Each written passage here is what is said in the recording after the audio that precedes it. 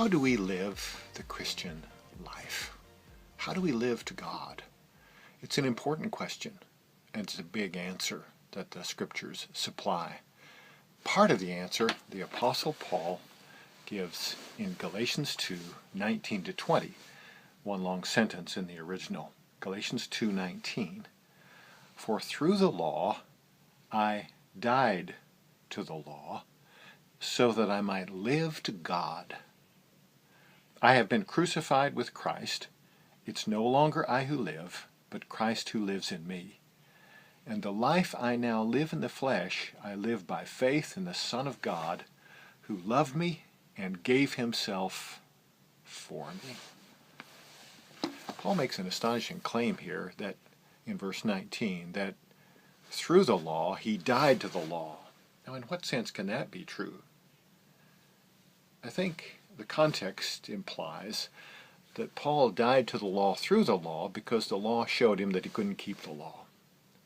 The law revealed his own inability to do all that the law requires, and in so doing showed him that that's not the way to live for God.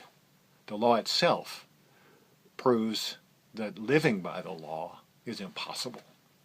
So it shut him up and imprisoned him to faith in Christ, and it was designed to do that.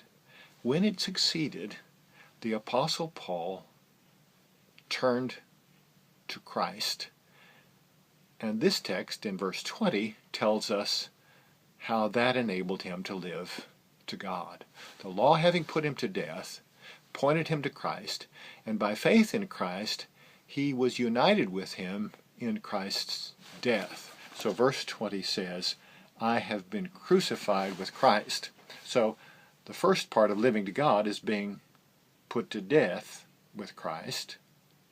And he goes on to say, it is no longer I who live, but Christ who lives in me. So the secret of the Christian life is Christ, him living in us.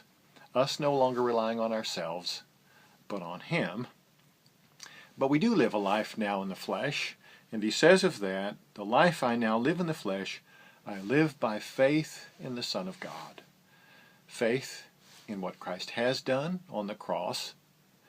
Faith that my death with him rules out law-keeping as a way of justification.